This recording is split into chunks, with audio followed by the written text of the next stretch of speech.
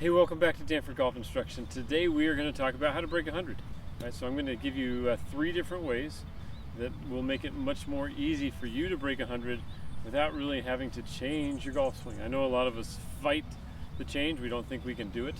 You definitely can do it. You just have to make sure you do it the correct way. But today we're just going to talk about how to break 100, how to make it easy. So as always, make sure you subscribe to our channel. Give us a thumbs up so more viewers get to see this channel and hopefully start to break 100. And if you want to see any of our videos in the future, make sure you hit that little bell right next to the subscribe button. That way you will see all our future videos. And if you have any comments or questions, go ahead and post those down below and we'll get to them.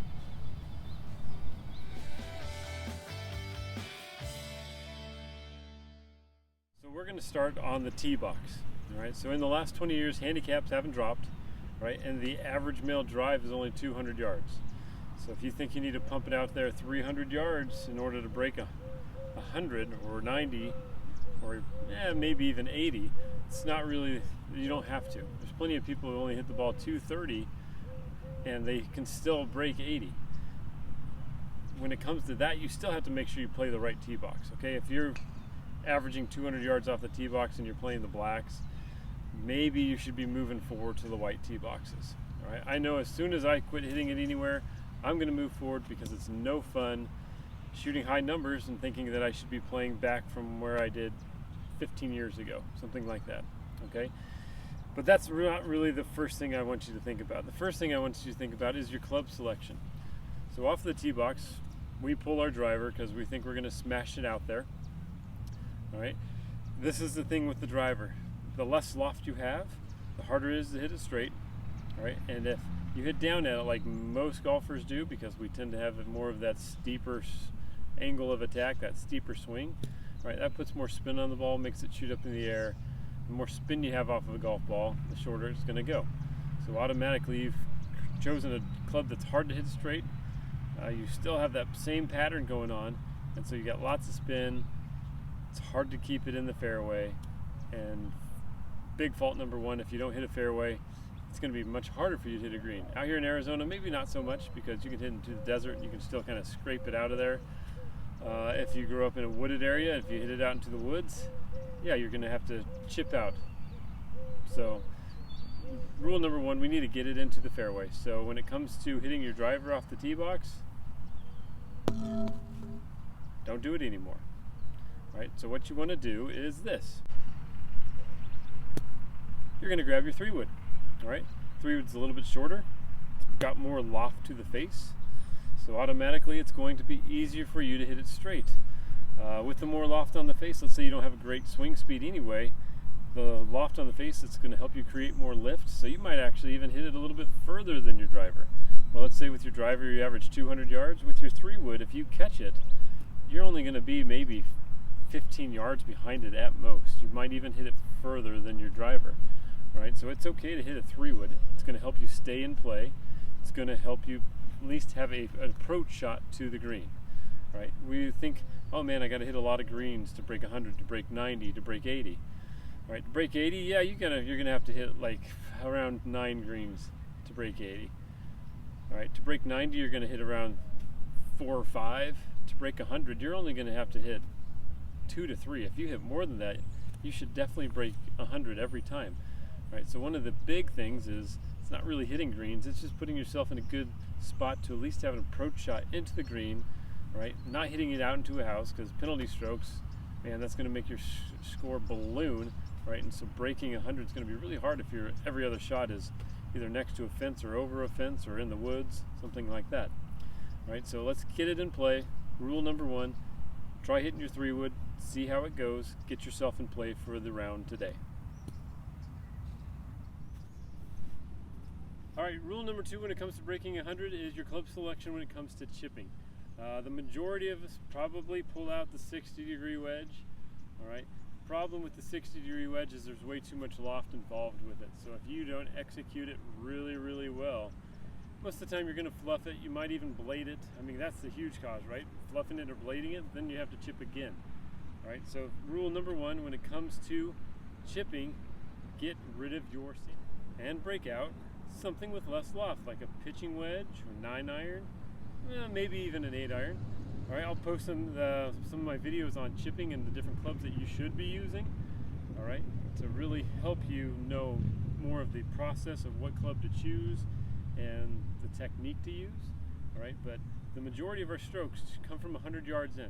So even if you hit let's say you hit a good 3-wood off the tee box, you hit an iron right next to the green, and then it takes you 4 or 5 strokes to get into the hole from there, that's one of the reasons why you're really struggling breaking 100 right off the bat. So you got to choose a club with less loft. It's the technique. It can be a little bit sloppier and you can still be really successful. And we want to get the ball rolling rather than flying. The more height it has in a shot, with like a 60-degree wedge, the harder it is to control where it actually lands and how much it rolls out. But if we take something with less loft, we can control it a lot more. So I'm going to kind of show you here. So we'll take the 60-degree out first. I'm going to show you, I think you can see the flag stick from there. I'll show you how far you have to land it in order for you to get the ball close.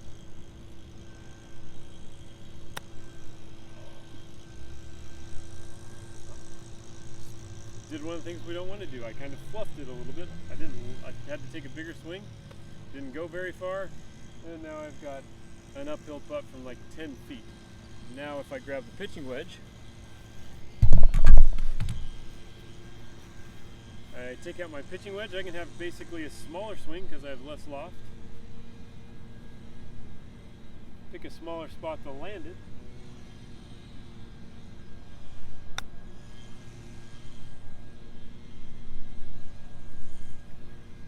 Alright, it wasn't that much better, unfortunately. It's like now I have 7 feet.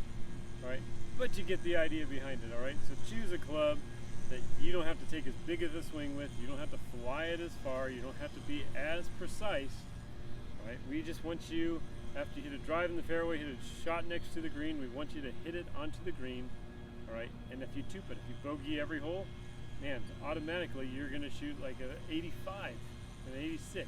Might even throw some pars in there, might throw some doubles in there, but you're breaking 100 super easy. Don't make it harder than it has to be.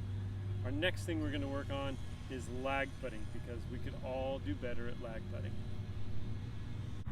Alright, so we're going to talk about lag putting. The first thing that I want you to do when it comes to, let's say you got a 20-foot putt, I want you to actually pace it off, right? So just take a normal step, whatever the normal step, your normal step would be, and I want you to start pacing off every putt that you have from the hole to your ball.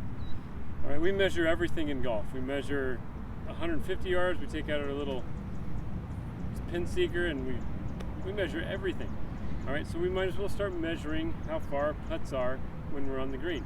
So this is a routine that you can do before you get to the golf course. It doesn't take a whole lot of time, all right? If you want to break 100, give yourself 5 minutes before you start off to learn the speed of the greens.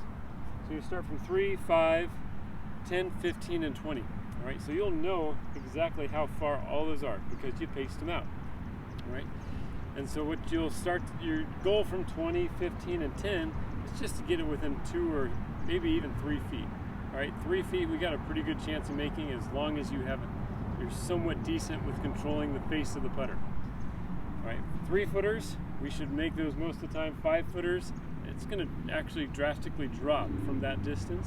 All right, so 3, 2, and hopefully we don't miss any 1-footers out there. So make sure you pace it off, all right? Try to get it within that circle. Now, the reason we pace it off, let's say you get to the very first hole and you're 20 feet out. You should know exactly how big your stroke is and how fast you moved it on the putting green to be successful. All right, yeah, it might be uphill or downhill.